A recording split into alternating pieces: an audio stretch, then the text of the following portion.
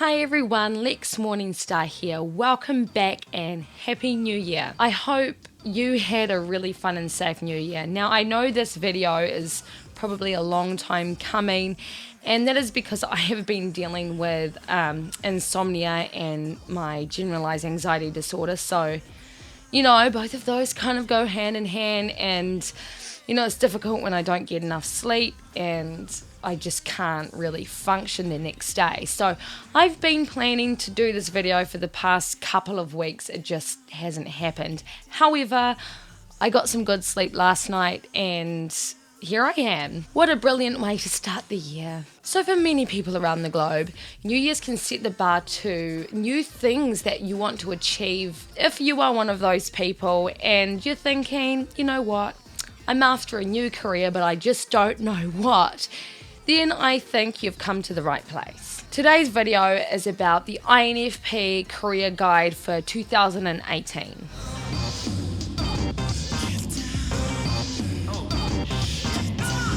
Now I know you're probably wondering, as an INFP who's blown in the wind a bit, who's a stay-at-home parent, who doesn't exactly have 10 years worth of qualifications or careers experience behind me, you're probably wondering, what advice can I give? And from my point of view, it is the fact that I have made so many mistakes in my life. And as an INFP, I've reached a certain point where I understand exactly how I work and what kind of career that would absolutely suit me now. As a teenager, I would always go for things that were highly expressive and would require a lot of creativity, a lot of luck, and basically a big, huge gamble. Now, this is fine. This works for a lot of people. But for me personally, having all of those experiences have led me to what suits me now. And it's not so much what career I want now, but it's more to do with what a career means to me now. I guess I had some idea of what I wanted when I was younger, but now I'm truly beginning to understand what my life is about and what my purpose is. INFPs a lot of the time feel like they blow in the wind or they change their vocation, and it's all about finding that purpose for the INFP. And of course, purpose can change, so it's this big conundrum that INFPs feel like they have to put up with. And it is though that INFPs try to fill some kind of void, and we're on this mission of a life to fulfill this innate desire. Oh, it's so much fun being an INFP. So as an INFP, finding a career which suits you, the key is to ask yourself the question, what is my purpose? Now, we understand that INFP's main drive in life is to find their purpose and to fulfill their purpose. It is important for the INFP to find careers which fulfill this desire and to feel like that they're making a huge difference, whether that be personally or interpersonally. The INFP wants to make an impact, and how they go about making this impact is by using their creativity and their uniqueness. So long as it comes from the heart and there is passion and desire and drive behind it, the INFP will be on the road to fulfillment. The INFP wants the opportunity to be able to express this creativity and express their uniqueness in this way. Now, of course, for an INFP and for any MBTI type, it is quite simple to find something that you can be passionate about, make a hobby out of, etc.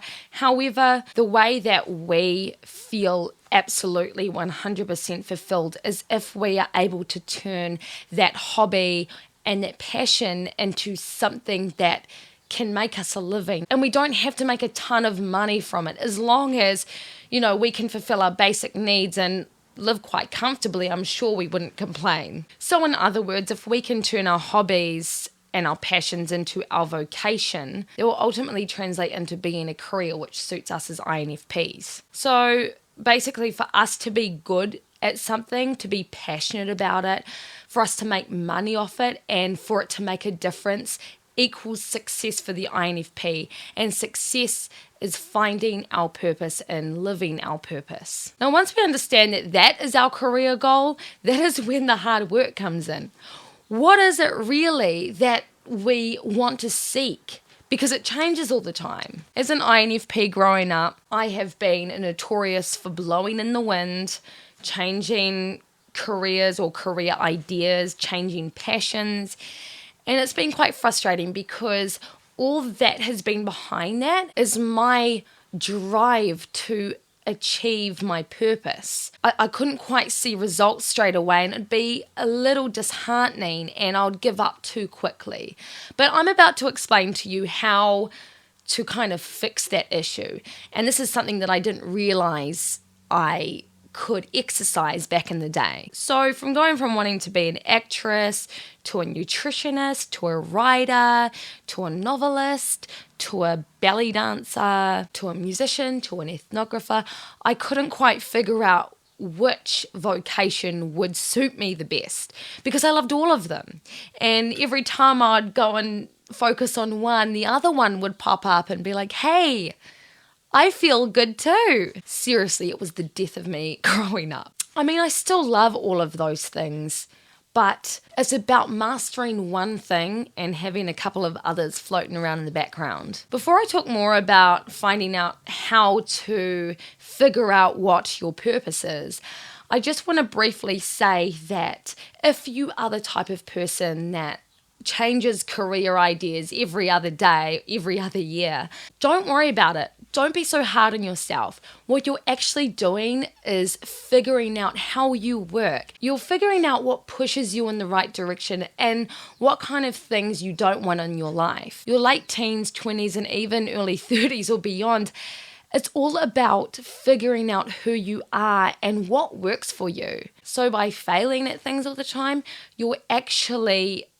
doing yourself a great service. You're learning things every single day. You know, society places great value on monetary earnings. However, it's not about what society thinks. It's about your happiness. And if you decide to go for that career that your parents pushed you into because it makes a lot of money, well, by the time that you're 60, you might actually really regret not doing something you could have been absolutely driven by. And sometimes getting to that point means you're going to be making mistakes all of the time. And I have made plenty of those. So I want to talk now about how an INFP can go about finding their purpose and finding the right career that fits them. The best way to understand this is to understand our cognitive functions. So our primary function, introverted feeling, is extremely straightforward. It's the one that we understand the most. Introverted feeling is what ignites the fire and the passion within us. It is what we believe in. It is what drives us. Introverted feeling is the thing in us that makes us go, I want to achieve a purpose. So for our secondary function, extroverted intuition. Extroverted intuition is what inspires us. It's what translates into opportunities. So the INFP is going to look at all of these opportunities around us and be really inspired by that and think, I could apply introverted feeling to this. Extroverted intuition is the open mind. It's the endless possibilities. For our tertiary function, that is introverted sensing, and that is basically repetition, what we get good at, what we're used to, the things that we have learned from. So, for example, if you as an INFP like to play an instrument, let's just say the guitar, introverted sensing comes in when we practice it over and over and over and over and over again and master it. And as for the inferior function, which is extroverted thinking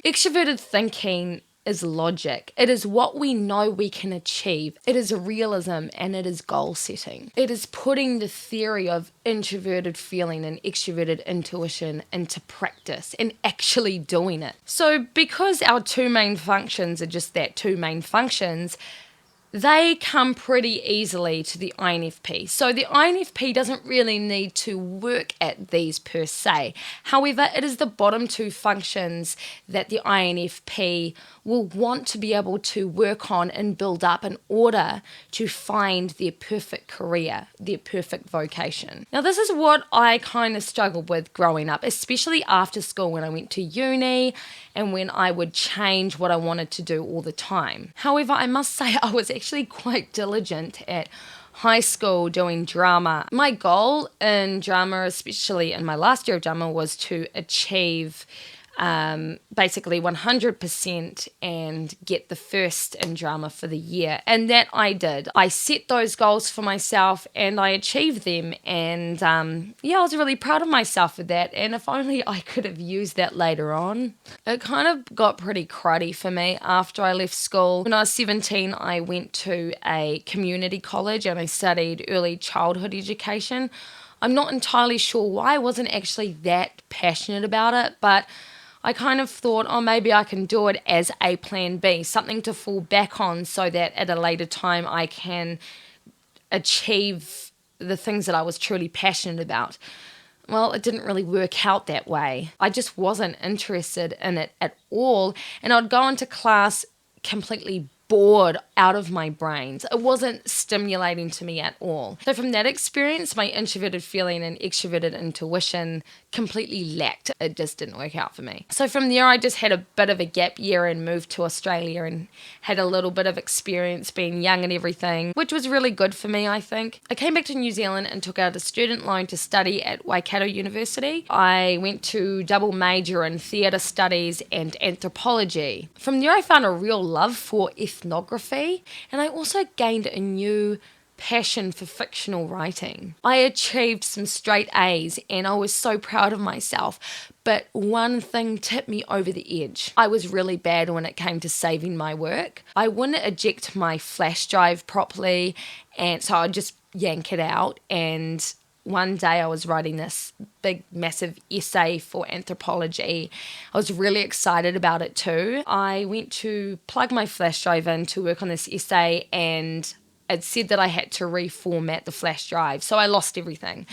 That was extremely disheartening, and from there I kind of went downhill. I gave up. My introverted sensing and extroverted thinking kind of just lost the plot, and I made the mistake by giving up. However, I try not to be so hard on myself for that situation, because during this period I had lost someone very close to me who had passed away from cancer. So it was a very hard time, and I ended up going down quite a dark path where I would drink a lot of alcohol and my mental health was just all over the place. I don't think I was entirely ready to go and study. I tried to study anthropology again. It just didn't really work out for me. And I had this conflicting interest with wanting to be a writer as well. And I would dabble a little bit in freelance writing. But my point of all of this is that things would just conflict all the time, and I would always be inspired by one thing and then be inspired by something else, and so I'd leave the other thing alone, and just a big mess all the time. It used to annoy me so much because I know that I have the talent behind me, and if I just believed in myself that little bit extra to get over that hurdle of, you're not going to see results straight away, Lexi, I would have been good as gold. But, this is something that I had to learn. I had to cancel out all of those other possible vocations in order to find my true purpose now. So looking back on all of these experiences that I've had, I don't feel remorse from them, or I don't feel bad that I didn't continue with them. I feel proud of myself that I was able to have the experience of dabbling in them a little bit and getting a feel from each possible thing that I could have done, really. I love all of them so much still. I love theatre, I love writing, and I have all this creative energy that I'd love to be able to put it into everything and to do everything, but realistically, for a career, that's just not possible. For me, it was about strengthening introverted sensing and extroverted thinking. It was about mastering something and about setting realistic goals for myself. It was about knowing what I can achieve. Work towards what you know you can achieve. So whether you know that you can achieve becoming an astronaut, well, do it. But it's whether that you know 100% in you that you can achieve that. That is what's going to make the difference. It's whether you know that you can apply your introverted sensing and extroverted thinking to those vocations.